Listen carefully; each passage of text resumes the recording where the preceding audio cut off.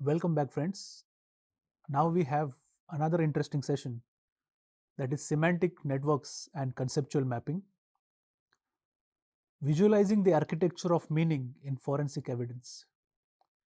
Now, as the name suggests, we have to find out what exactly is semantic network and how it leads to the conceptual mapping. Friends, in some of the previous modules, we have come across to the word semantics. Semantics denotes the same subject or the same meaning that certain words carry. Now, here we have to understand that in semantic networks, meaning does not live in individual words, because what we are seeing is not just one single word but company of words which are having same connotation, same references. For example, if we are talking about financial frauds or financial transactions, the words would carry or may not carry the same meaning, but they belong to the same domain: money, payment, banks, finance, interest. Now, they don't carry the same meaning, but they belong to each other because they fall under same subject domain. And that's why semantic network helps us to understand what category of words we are coming across. When someone writes or speaks, they build conceptual world, a mental architecture through associations, metaphors, emotional cues, and thematic patterns. Let's understand why individual word is not considered in semantic networks. Or may I put in different words, why we need network and why we are not focusing on single word. For example, the word problem. If the word problem is there, by keyword analysis, you may conclude that yes, the word problem is overused, it is unusually frequent. But when it comes to semantic network, the problem means nothing, because alone that word does not signify anything. Now consider more words: problem, stress, pressure, deadline. Now that makes sense. Why? Because now it's a mental world. Problem occurring because of stress. Stress is work related. There is a pressure. Pressure of what sound or what kind? To meet the deadline. So here comes the network, and that's why the problem is followed by some more words which are not synonyms, which are not of same meaning, but they belong to same domain. And that's why meaning comes not because of single word but through the connection of words. Therefore, semantic network allows us to map that entire architecture. It is like stepping into the writer's cognitive landscape and tracing how their thoughts are moving. Now, what are the semantic networks in forensic linguistics? Let's answer this question. Friends, semantic networks are visual maps that show relationship between words, concepts, emotions, and themes, as we have seen in the last example. There are nodes, and these nodes represent concepts. Lines represent connections, and based upon frequency, proximity, or collateral collocational behavior. These networks reveal how a writer organizes their internal word, what concepts dominate, what themes recur, and which emotions drive their narrative. This applies to us, every one of us. To conceptualize this in a better manner, I am giving you an example. Consider a raw statement, a fact. For example, there is a text that is appearing in a WhatsApp. Consider the texts like this. There are 4 sentences. First, he ignored my call. Second, I felt insulted. Third, I lost control. Fourth, he deserved it. Now let's analyze how semantic network functions here. Step number 1, identify the nodes. What are the nodes? Firstly, from these 4 lines, what do you get? First is he ignored my call. That means ignorance, ignored, feeling of being ignored is there. I felt insulted, so insulted is second. I lost control, control is the third. He deserved it, deserved is the fourth node. So these are the four nodes that we can identify. Now the next step, identify the connections. Why these lines are existing. Now see, first, ignored means what? Insulted. So ignored and insulted are connected. Insulted gave rise to loss of control. So emotion and behavior are again interconnected. And lost control and next person deserved it. So here cause, emotional reaction to behavior, and behavior to the justification. This is how the network is formed. And therefore every sentence is connected with the next sentence. Now these links are drawn because they appear in the close context, in a closed text. They have causal relationship. They form a logical sequence. They recur in similar statements. Now the third important step is to form the semantic network: ignored, insulted, lost control and deserved.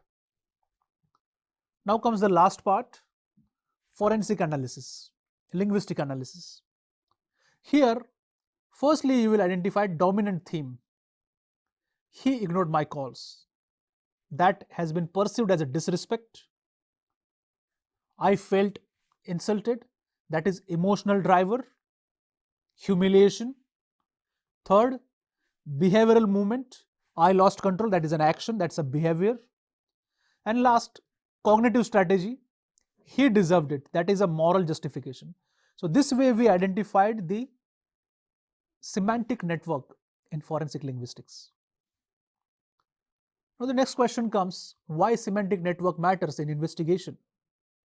Semantic networks helps investigator to identify dominant motives, just like we've seen in the last example, revenge, fear, guilt or control. This may lead to the motive or intention as well. Psychological fixation, obsession, grievance, ideology, these are the basic things. Next could be planning frameworks, timing, logistics, surveillance, various arrangements. Fourth, emotional centers, love, anger, desperation, revenge, these kind of feelings. So network reveals patterns that raw text hides, and therefore court appreciate such visualizations because they show conceptual structure, not just scattered statements, because ultimately that makes a sense. This can be helpful in providing logical explanation to the hypothesis put forwarded by investigating officers or maybe by the prosecutors as well.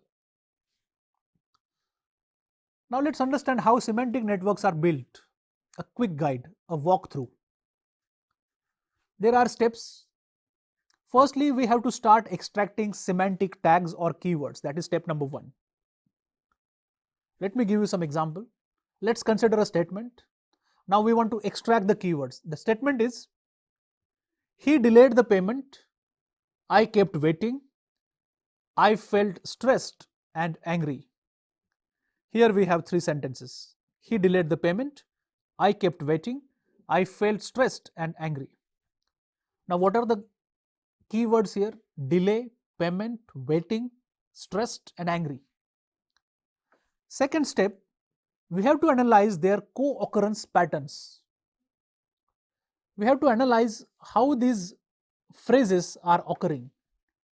For that we have to check which word appears near each other. Firstly is the delay. Delay is connected with payment. Payment has been delayed, therefore waiting is there. Fourthly, waiting has caused the stress and stress has caused anger. This is the connection that we have formed. That is step number 2.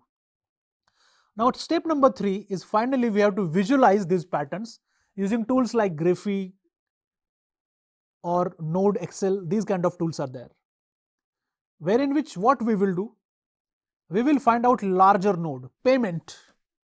Payment is something that is delayed and that has caused waiting, stress and anger. So thicker node is what? Delay in payment, that is the strongest association.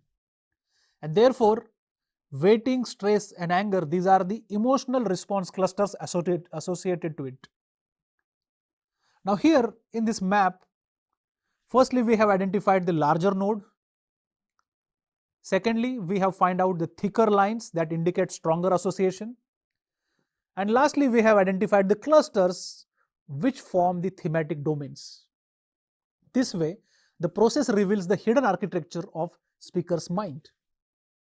Now let's have a case example, a radicalization network revealing ideological core. In an anonymized radicalization case, semantic network showed three dominant clusters. First is identity threat, in which the words like they, outsider, corrupt, destroy, these are found.